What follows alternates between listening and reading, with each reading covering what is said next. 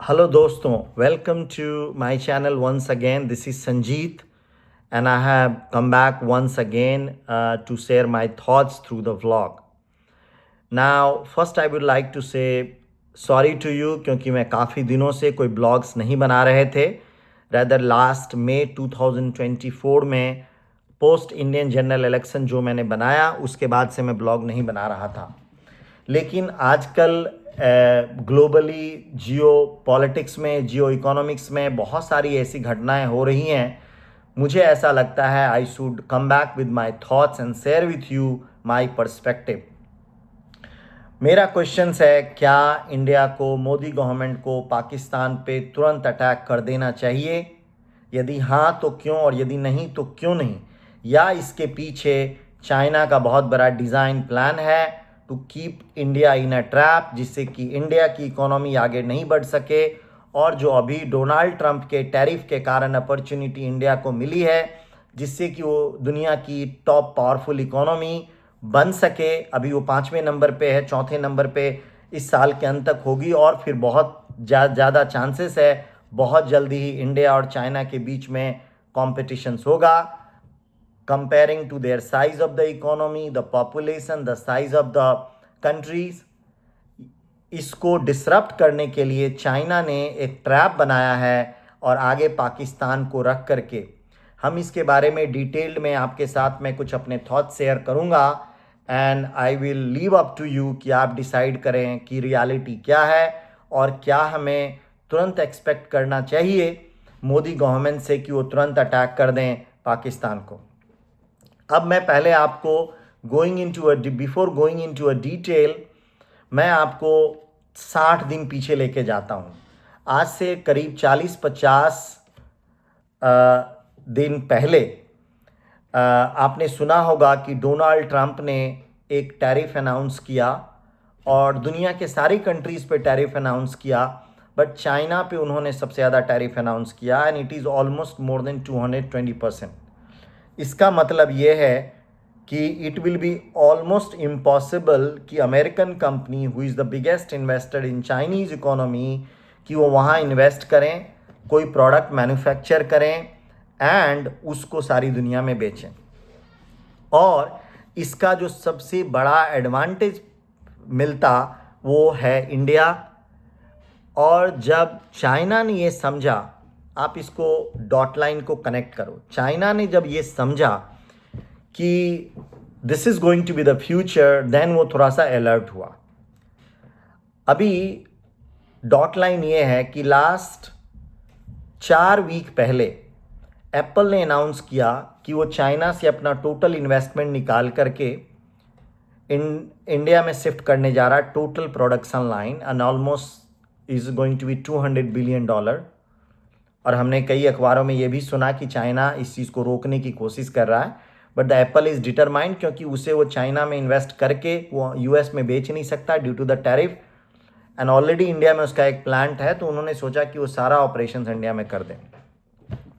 उसके कुछ दिनों के बाद ही जनरल आसिफ मुनीर, हम उसे जिहादी आसिफ मुनीर कहते हैं, जो पाकिस्तान के चीफ जनरल है, हेड ऑफ आर्मी है, उसने एक ऐसा बहुत ही डिप्लोरेबल स्टेटमेंट दिया regarding the Hindus and Muslims. And वो स्टेटमेंट ऐसा था जो आज तक पाकिस्तान के हिस्ट्री में किसी भी जनरल ने नहीं दिया था. It was the most decisive hateful comment, और वो ऐसा लग रहा था कि एक जिहादी है, this is something like a terrorist. It was not looking like any professional army who is speaking about. And उसके 4 दिनों के बाद ये घटना होती है, ऑलमोस्ट 4 या 5 दिनों के बाद ऐसी घटना होती है पहलगाम में, इंडियन कश्मीर में, जहाँ पे इंडियन टूरिस्ट जो काफ़ी नंबर में आने लगे थे और लोग वहाँ पे नॉर्मल इकोनॉमी हो रही थी कश्मीर में, इंडियन कश्मीर में, वहाँ पे 4 टेररिस्ट घुस के और लोगों के धर्म पूछ करके यदि आप हिंदू हैं तो उनको गोली मार दिया जाता है.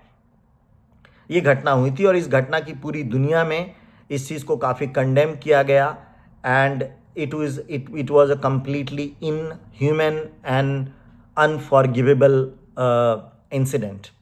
बिकॉज उसका डिज़ाइन के पीछे ये भी था कि if they will kill by the name of Hindus, India में हिंदूज एंड मुस्लिम के बीच में फ्रिक्शंस होंगे, थोड़ी सी कंट्री जो है अनस्टेबल होगी, और इसका सबसे बड़ा बेनिफिट चाइना को होगा. Because listen, you need to understand, India and Pakistan का ना कोई फाइट है, ना होना चाहिए in terms of the global economy. Pakistan is a very poor country. वो अभी अपने बुरे फेज से गुजर रहा है. They have already lost one part of their country as a Bangladesh in long time. ना उसके 4 छोटे छोटे स्टेट हैं, एंड उन 4 छोटे स्टेट में Balochistan is fighting for the separate country. Pashtun is fighting for the separate country till date. Sindhu is fighting for the separate country and they do not want to be with the Punjabis and Punjabis Muslims. And अभी कुछ दिन पहले ही उनके पीछे water को लेकर के fight चल रहा था. तो and their economy in a very bad shape. They were about to bankrupt very soon. वो लोन पे काम चल रहा है. उसकी इकोनॉमी, उसका military, everything is doing a loan. So they do not have the money, they do not have the power to fight and think about the fighting with a country like India. But the China has always helped Pakistan to run their economy by just giving the loan and some sort of help them. Why? Because they want to create Pakistan that they can use any time to fight with India. अब India की economy आगे बढ़ रही है, India आगे जा रहा है, तो अब डायरेक्ट चाइना उसके साथ फाइट नहीं कर सकता है, बिकॉज चाइना की इकोनॉमी डिसरप्ट होगी. तो उसने एक पाकिस्तान को एक सुपारी किलर की तरह पे रखा हुआ है. उसे कुछ पैसे फेंकता है और बोलता है कि तुम कूद जाओ, and Pakistan has nothing to lose. मैं अभी अपने कई सारे दोस्तों को ये बताता हूँ कि देखो, why we should not fight, engage ourselves in these sort of dirty activities with the Pakistan. Because listen, Pakistan and India का कोई comparison नहीं है. One is a very big, you just treat 2 friends or rather than 2 neighbor. एक millionaire है जो BMW Audi में चल रहा है अपने रोड पे, और आपका एक नेबर है, वो फटा हाल है, गरीब है, इज़ अ वेरी वीक, और उसके पास एक छोटी सी पुरानी बाइक है. उसकी इकोनॉमी का ये हाल है. अब बोलोगे कि नहीं, मैं BMW से जाऊंगा तो उसे आप ख़त्म कर सकते हो सकता है आप उसको मार दो, वो टूट जाए, वो गिर जाए. लेकिन यदि वो एक पत्थर रख करके आपकी गाड़ी पे और आपको मारे, तो आपको भी डैमेज करेगा, आपकी गाड़ी पे. और आप प्रॉस्पेरस हो, you are rich, you are doing great, आपकी एक इज्जत है, वर्ल्ड की इकोनॉमी है, दुनिया की एक पावर हो, तो लॉस इसका नहीं. क्योंकि वैसे भी या तो आप नहीं मारोगे तो वो तो या तो फूड से मरेंगे, उसको इकोनॉमी खराब है. वैसे ही that country is diminished, people are living that country, that's in very bad shape. Their army and military is very very unpopular, क्योंकि उसने सबसे अपने इम्पॉर्टेंट लीडर इमरान खान, जो कि वोट से जीता था, उसको उन्होंने जेल में करके रखा है. आधा से ज़्यादा कंट्री उसके अगेंस्ट है, आर्मी के अगेंस्ट है. तो that country is any way it's in bad shape. They are about to die, and you are in the best phase of your life, your career and your best economy. You are trying to engage with them. इससे आपकी का जो respect है, your prestige is getting diminished, because इनका respect बढ़ रहा, because they are fighting with unequal with you, and you are fighting with completely unequal. So your fight, the India's fight is not with Pakistan. India's fight it is with the China, and China is playing a very strategic game. They had a very strategic design, और उसने आसिफ मुनीर जो Pakistani general है उसके साथ मिलके एक plan बनाया, and plan में they realize that prime minister Modi is not a nonsense leader. And यदि इस तरह से दोबारा, क्योंकि प्राइम मिनिस्टर मोदी ने ये बोला हुआ था कि हमारे कंट्री पे किसी भी तरीके से कोई टेररिस्ट एक्टिविटीज़ होता है, then will punish Pakistan, will punish the terrorist, will punish the Pakistan. So that is the commitment that prime minister Modi has given to their people. Now China thought that चूंकि प्राइम मिनिस्टर मोदी ने ये commitment दिया हुआ है, and if the terrorist will goes from Pakistan, then Prime Minister Modi will react and attack, and that will create a very very unfavorable situation in India, because then the investor, जो investor लोग हैं, वो सोचना चालू करेंगे कि हमें India में इन्वेस्ट करना चाहिए, नहीं करना चाहिए. एप्पल का जो प्लान है $200 बिलियन का, और भी बहुत सारी फर्म हैं, दे माइट रिकन्सिडर कि हमें इन्वेस्टमेंट करना चाहिए, नहीं करना चाहिए. इससे बेनिफिट क्या होगा? Who is going to get the advantage? China is going to get the advantage. So my thoughts is that कि मैं काफ़ी मीडिया चैनल में और देखता हूँ कि प्राइम मिनिस्टर मोदी ने क्यों नहीं अटैक किया, क्या हुआ. मुझे ऐसा लगता है कि हमें गवर्नमेंट को इस तरह से प्रेशर नहीं करना चाहिए. हमें इस तरीके से एक फुलिशनेस की तरह अटैक करके and then later on regret नहीं होना चाहिए. बिकॉज हमारा रियल इनेमी कौन है, from where it is coming, we need to be think through it and the play the game in a very very smart way. कभी कभी right action नहीं लेना भी एक बहुत बड़ी स्ट्रैटेजी होती है. तो in my understanding that our real enemy is a China.